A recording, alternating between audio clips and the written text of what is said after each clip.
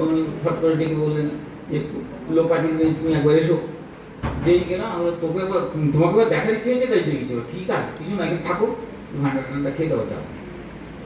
এইরকম যে তার ভালোবাসা, এটা আমার নিশ্চয়ই আমার জন্ম জন্মান্তরের স্বীকৃতি যে এরকম ভালোবাসা পেয়েছি। আমি মায়ের কাছে দর্শন করে এসেছি, তার কি যাওয়ার ইচ্ছে ছিল, এ বললো গেলে শুনতে হবে না কবিতাতে, আমারও কি ইচ্ছে ছিল না, শরীরটা ভালো লাগছিল না বলে যায়নি।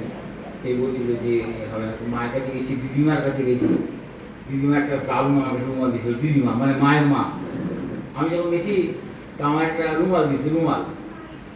দিদিমা তুমি একটা ভাজ করা, আমার যে দিদিমা রুমালটা যে দিছো, রুমাল দিকে তো বন্ধু দিচ্ছে, তার তোমার সঙ্গে আর আমার জীবনে দেখা হইব না। আরে ওইটা রুমাল দিই নাই, ওটা খুলে দেখো কি লেখা আছে ওর মধ্যে।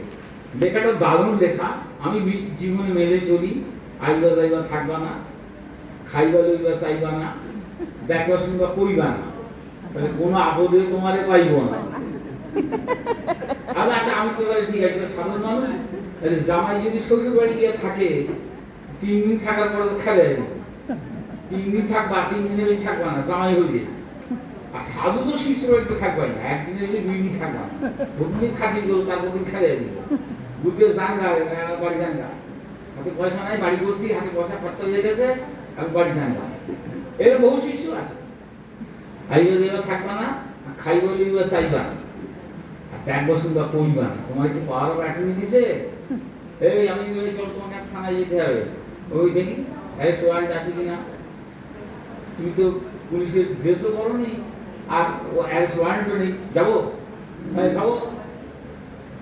আর তোমাকে যখন পাওয়ার অফ অ্যাটর্নি দেবে তখন তুমি বলবা, তুমি এই কটা মাইনাস করবা। আমি আগে পর্যন্ত মেনেছি দিদিমার কথা।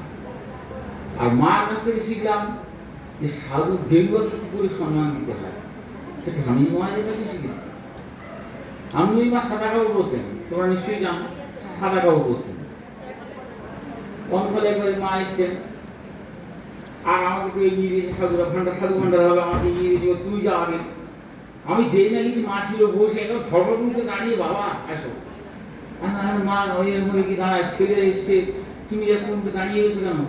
তোমার সম্মান দেই না। মা কিন্তু বাংলা ভাষায় কথা বলতেন, থাকে মানুষ ছিল। তোমার তো সম্মান দেই নাই বাবা, তোমার কাপড়খানাকে সম্মান দিছে। তুমি যে কাপড়টা পরছো, এই গেরুয়া কাপড়টাকে সম্মান দিছে। এইটা আমাদের দেশ, এমন একটা দেশ যেখানে আবার গেরুয়াকে সম্মান দেয়। চৈতন্য মহাপ্রভু একবার অন্তরঙ্গ অন্তরঙ্গ রূপ দেন। আর হঠাৎ উঠে সাতখানি ধন্যবাদ করছে, রাস্তার দিকে মাথা করে মুখ করে। ভক্ত দেখছি কেউ তো নেই, রাস্তা থেকে গাধা যাচ্ছে, গাধার পিঠে গেরুয়া কাপড়। মহাপ্রভু বলছেন গাধাটা কত ভাগ্যবান, দেখ ওর পিঠে একটা গেরুয়া কাপড়, ধোবার কাপড় নিয়ে যাচ্ছে, তার মধ্যে একটা গেরুয়া কাপড়, দেখ কত ভাগ্যবান, একটা গেরুয়া কাপড় নিয়ে যাচ্ছে। আমি গাধা, আমার পিঠে আমার গুরুদেব চড়িয়ে দিয়েছে একটা গেরুয়া কাপড়, তিনি গেরুয়াটাকে স্মরণ করছে। আর আমি মনে করছি আমি কি হনুরে, আমি কি ছিনুরে, কি হনুরে, আমার প্রণাম করতেছে রে, কি হয়েছে রে, আমি এখন নিয়ে তোদের আশীর্বাদ করতেছি। আমি একদিন দেখেছি যেই প্রণাম কোন সাধুকে, আমার সিনিয়র সাধু, যেই প্রণাম করলাম উনি হাত জোর করে, মানে কি করলেন, আমি ট্রান্সফার করে দিলাম গুরুদেবের কাছে। এই প্রণামের অধিকার আমার নেই, আমি আমার ওই প্রণামটাকে ট্রান্সফার করে দিলাম গুরুদেবের কাছে। আমি দীনচন্দ্র সরস্বতী মাকে দেখেছি, উনি ওনাকে প্রণাম করলে উনি ট্রান্সফার করে দিতেন। আমাকে বলছি যে এটা হ্যাঁ এটা শুনেছিলাম, ট্রান্সফার করে দেয়। আমি কি প্রণাম নেওয়ার অধিকারী, ট্রান্সফার করে নিলাম কামটাকে। এইরকম ওনার যে জীবনের যে ঘটনাগুলো, প্রত্যেকটি ঘটনা